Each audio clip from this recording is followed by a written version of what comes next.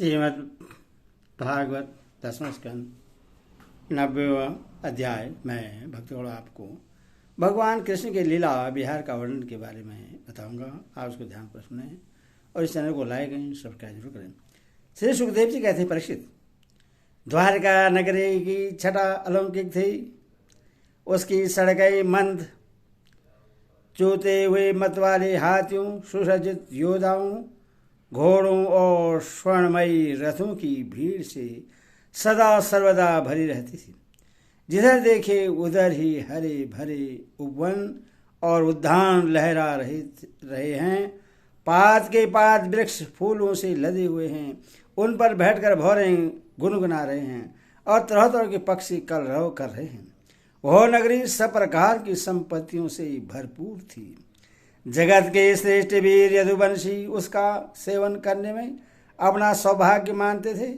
वहाँ की स्त्रियां सुंदर वेशभूषा से विभूषित थी और उनके अंग अंग से जवानी की छटा छिटकती रहती थी। वे जब अपने महलों में गेंद आदि के खेल खेलती और उनका कोई अंग कभी दिख जाता तो ऐसा जान पड़ता मानो बिजली चमक रही है। लक्ष्मीपति भगवान की यही अपनी नगरी द्वारिका थी। इसी में वे निवास करते थे। भगवान श्री कृष्ण 16,000 से अधिक पत्नियों के एकमात्र प्राण वल्लभ थे। उन पत्नियों के अलग अलग महल भी परम ऐश्वर्य से संपन्न थे। जितनी पत्नियां थी उतने ही अद्भुत रूप धारण करके वे उनके साथ विहार करते थे। सभी पत्नियों के महलों में सुंदर सुंदर सरोवर थे। उनका निर्मल जल खिले हुए नील, पीले, सफेद, लाल और भांति भांति के कमलों के पराग से महकता रहता था। उनमें झुंड के झुंड हंस, सारस आदि सुंदर सुंदर पक्षी चहकते रहते थे। भगवान श्री कृष्ण उन जलाशयों में तथा कभी कभी नदियों के जल में भी प्रवेश कर अपनी पत्नियों के साथ जल विहार करते थे। भगवान के साथ विहार करने वाली पत्नियां जब उन्हें अपने भुज पास में बांध लेती, आलिंगन करती, तब भगवान के श्री अंगों में उनके वक्षस्थल की केसर लग जाती थी। उस समय गर्दभ उनके यश का गान करने लगते और सूत, मागध एवं बंदजन बड़े आनंद से मृदंग, ढोल, नगारे और वीणा आदि बाजे बजाने लगते।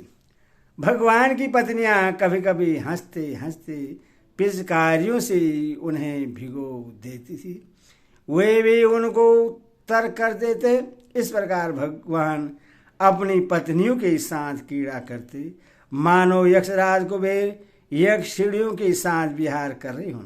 उस समय भगवान की पत्नियों के वह स्थल और जगह आदि अंग वस्त्रों के भीग जाने के कारण उनमें से झलकने लगते। उनका बड़ी बड़ी चोटियों और जोड़ों में से गूंथे हुए फूल गिरने लगते। वे उन्हें भिगोते भिगोते पिचकारी छीन लेने के लिए उनके पास पहुंच जाते और इसी बहाने अपने प्रियतम का आलिंगन कर लेते। उनके ईश्वर से ही पत्नियों के हृदय में प्रेम भाव की अभिवृद्धि हो जाती, जिससे उनका मुख कमल खिल उठता। ऐसे अवसरों पर उनकी शोभा और भी बढ़ जाया करती। उस समय भगवान श्री कृष्ण की वनमाला उन रानियों के वक्ष स्थल पर लगी हुई केसर के रंग से रंग जाती। विहार में नमग्न हो जाने के कारण घुंघराली अलकें उन्मुक्त भावों से लहराने लगती। वह अपनी रानी को बार बार भिगो देते और रानियां भी उन्हें सराबोर कर देती। भगवान श्री कृष्ण उनके साथ इस प्रकार विहार करते मानो कोई गजराज हथनियों से घिरकर उनके साथ क्रीड़ा कर रहा हो। भगवान श्री कृष्ण और उनकी पत्नियां क्रीड़ा करने के बाद अपने वस्त्राभूषण उतार कर उन नटों और नर्तकियों को दे देते, जिनकी जीविका केवल गाना बजाना ही है। परीक्षित, भगवान इसी प्रकार उनके साथ विहार करते रहते। उनकी चाल ढाल, बातचीत, चितवन, मुस्कान, हास, विलास और आलिंगन आदि से रानियों की चित्तवृत्ति उन्हीं की ओर खींची रहती। उन्हें और किसी बात का स्मरण ही न होता। परीक्षित, रानियों के जीवन सर्वस्व उनके एकमात्र हृदयेश्वर भगवान श्री कृष्ण ही थे। वे कमल नयन श्याम सुंदर के चिंतन में ही इतनी मग्न हो जाती कि कई देर तक तो वह चुप हो रहती और फिर उर्मत के समान असंबद्ध बातें कहने लगती। कभी कभी तो भगवान श्री कृष्ण की उपस्थिति में ही प्रेमोन्माद के कारण उनके विरह का अनुभव करने लगती और न जाने क्या क्या कहने लगती। मैं उनकी भाव तुम्हें सुनाता हूँ। रानियां कहती हैं, अरे कुररी, अब तो बड़ी रात हो गई है, संसार में सब और सन्नाटा छा गया है। देख, इस समय स्वयं भगवान अपना अखंड बोध छिपाकर सो रहे हैं और तुझे नींद ही नहीं आती। तो इस तरह रात भर जग कर विलाप क्यों कर रही है?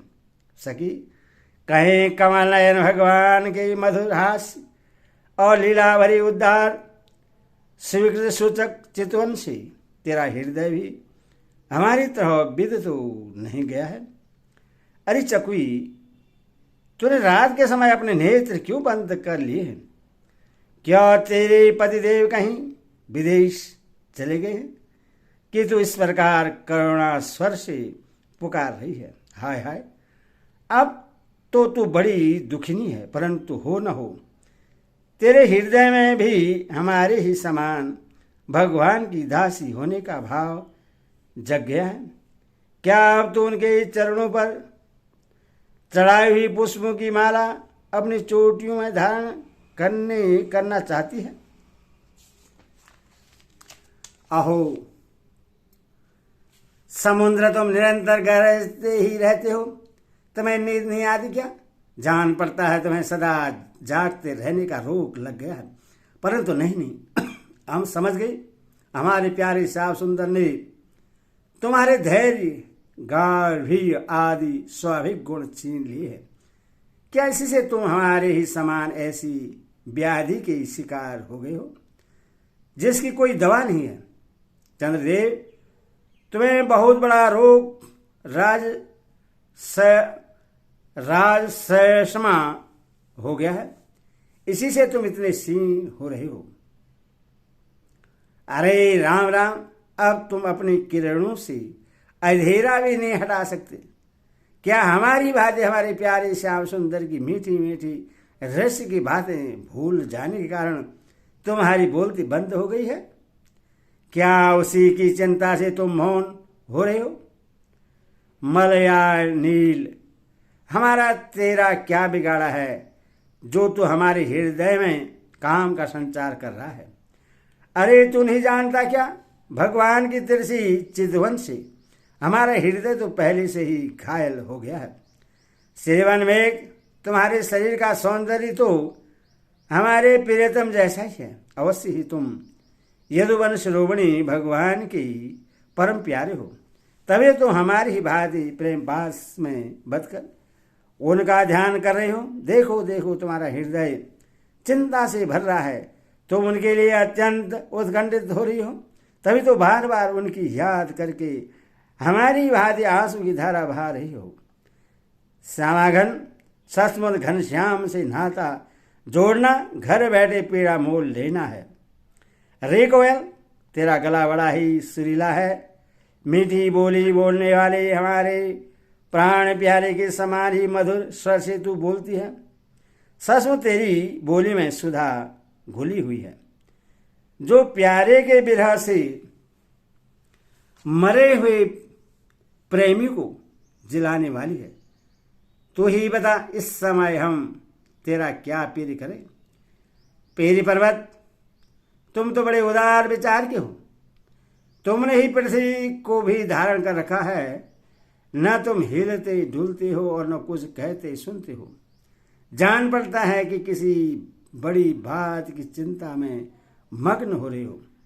ठीक है, हम समझ गए, तुम हमारी भांति चाहते हो कि अपने स्तनों के समान बहुत से शिखरों पर मैं भी भगवान श्याम सुंदर की चरण कमल धारण करूं। समुद्र पत्नी नदियों, यह ग्रीष्म ऋतु है, तुम्हारे कुंड सूख गए हैं। अब तुम्हारे अंदर खिले हुए कमलों का सौंदर्य नहीं दिखता। तुम बहुत दुबली पतली हो गई हो। जान पड़ता है जैसे हम अपने प्रियतम श्याम सुंदरी की प्रेम भरी चितवन न पाकर अपना हृदय खो बैठी हैं और अत्यंत दुबली पतली हो गई हैं, वैसे ही तुम भी मेघों के द्वारा अपने प्रियतम समुद्र का जल न पाकर ऐसी दीनहीन हो गई हो। हंस, आओ आओ, भले आए, स्वागत है। आसन पर बैठो, लो दूध पियो। पेरी हंस, श्याम सुंदरी की कोई बात तो सुनाओ। हम समझते हैं कि तुम उनके दूध हो। किसी के बस में न होने वाले श्याम सुंदर सकुशल तो है ना? अरे भाई, उनकी मित्रता तो बड़ी अस्थिर है, क्षणभंगुर है। एक बात तो बतलाओ, उन्होंने हमसे कहा था कि तुम ही हमारे परम प्रियतमा हो। क्या उन्हें यह बात याद है? जाओ जाओ, हम तुम्हारे अनुनय विनय नहीं सुनते।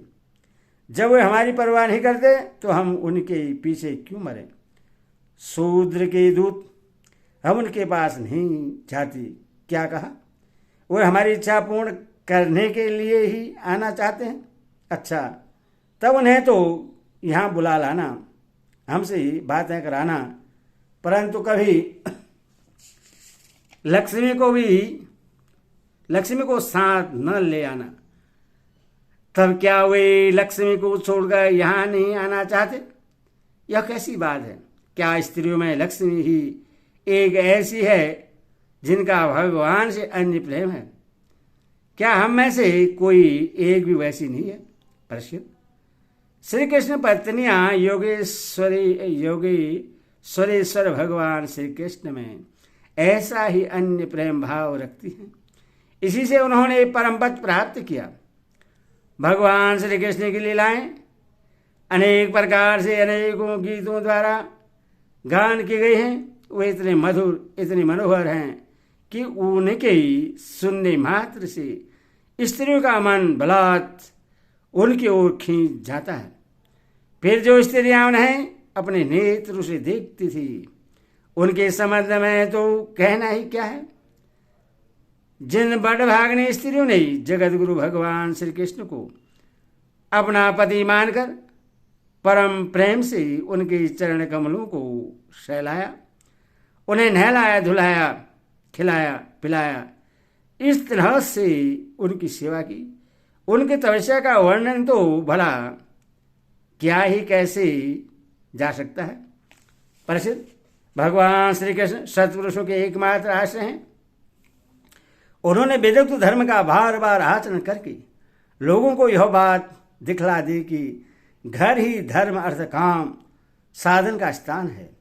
इसीलिए वे गृहस्थोचित श्रेष्ठ धर्म का आश्रय लेकर व्यवहार कर रहे हैं। प्रसिद्ध, मैं तुमसे कह ही चुका हूं कि उनकी रानियों की संख्या थी 16,108। उन श्रेष्ठ स्त्रियों से रुक्मणी आदि 8 पटरानियां और उनके पुत्रों का तो मैं पहले ही कर्म से वर्णन कर चुका हूं। उनके अतिरिक्त भगवान श्री कृष्ण की और जितनी पत्नियां थी, उनसे भी प्रत्येक के 10-10 पुत्र उत्पन्न किए। यह कोई आश्चर्य की बात नहीं है, क्योंकि भगवान सर्वशक्तिमान और सत्य संकल्प हैं। भगवान के परम पराक्रमी पुत्र में 18 तो महारथी थे, जिनका यश सारे जगत में फैला हुआ था। उनके नाम से सुनो: परधुवन, अनिरुद्धि, दीप्तिवान, भानु, साब, मधु, बृहदानु, चित्रभानु, बिर्क, अरुण, पुष्कर, वेदबाहु, सुरुदेव, सुलंदन, चित्रबाहु, बिरु, कौबी और न्यायग्रोध। राजन, भगवान श्री कृष्ण के इन पुत्रों में भी सबसे श्रेष्ठ रुक्मणी नंदन परमंद जी थे। वे सभी गुणों में अपने पिता के समान ही थे। महारथी परधवन ने रुक्मी की कन्या से अपना विवाह किया था। उसी के गर्भ से अनिरुद्ध जी का जन्म हुआ। उनमें 10,000 हाथियों का बल था। रुक्मी के 2 हित्र अनिरुद्ध जी ने अपने नाना की पोती से विवाह किया। उसके गर्भ से वज्र का जन्म हुआ। ब्राह्मणों के सांप से पैदा हुए मुसल के द्वारा यदुवंश का नाश हो जाने पर एकमात्र वही बच रहे थे। वज्र के पुत्र थे प्रतिभाऊ, प्रतिभाओं के सुबाहु, सुबाहों के शांतसेन और शांतसेन के सदसेन। प्रसिद्ध इस वंश में कोई भी पुरुष ऐसा न हुआ जो बहुत सी संतान वाला न हो तथा जो निर्धन, अल्पवायु और अल्प शक्ति हो। वे से सभी ब्राह्मणों के भक्त थे। प्रसिद्ध यदुवंश में ऐसे ऐसे यशस्वी और पराक्रमी पुरुष हुए हैं जिनकी गिनती भी हजारों वर्षों में पूरी नहीं की जा सकती। मैंने ऐसा सुना है कि यदुवंश के बालकों को शिक्षा देने के लिए 3,88,00,000 आचार्य थे।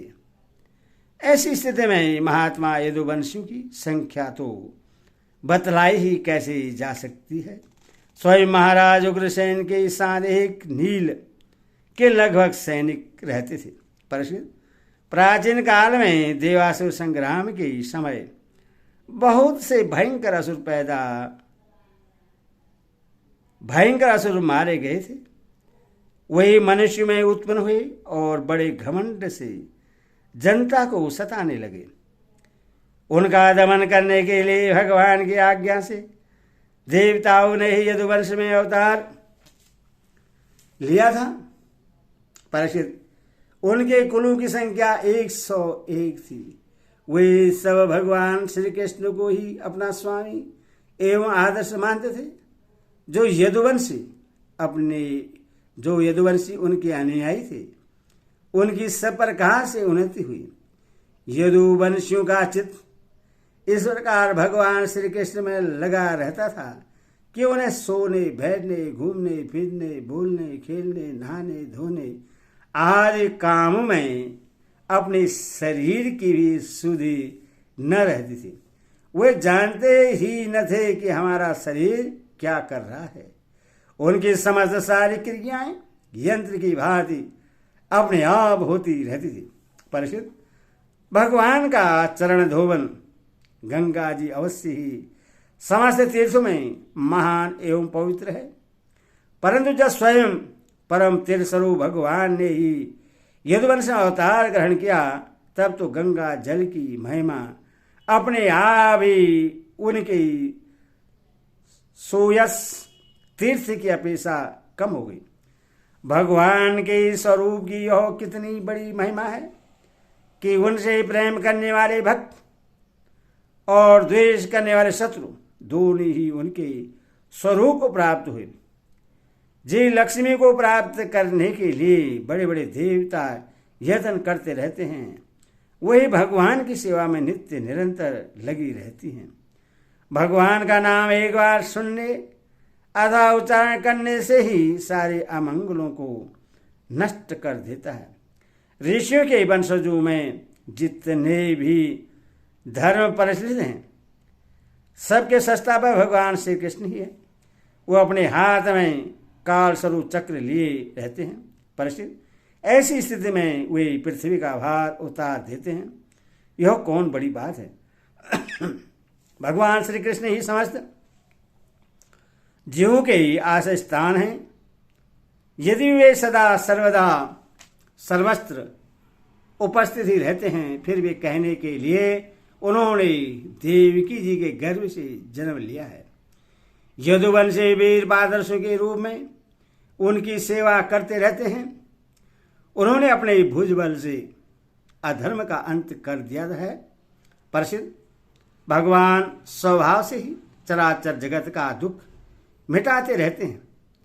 उनका मंद मंद मुस्कान से युक्त सुंदर मुखारविंद ब्रजवासियों और पूर्व स्त्रियों के हृदय में प्रेम भाव का संचार करता रहता है। वास्तव में सारे जगत पर वही विजयी हैं। उन्हीं की जय हो, जय हो। प्रसिद्ध प्रकृति से अतीत परमात्मा ने अपने द्वारा स्थापित धर्म मर्यादा की रक्षा के लिए दिव्य लीला शरीर ग्रहण किया और उसके अनुरूप अनेकों अद्भुत चरित्रों का अभिनय किया। उनका एक एक कर्म स्मरण करने वालों के कर्मबंधनों को काट डालने वाला है।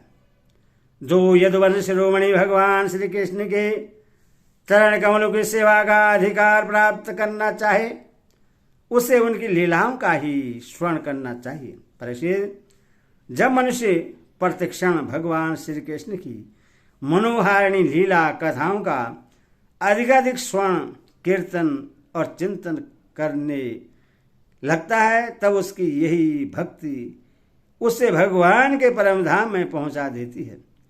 यदि भी काल की गति के परे पहुंच जाना बहुत ही कठिन है, परंतु भगवान के धाम में काल की दाल नहीं गलती।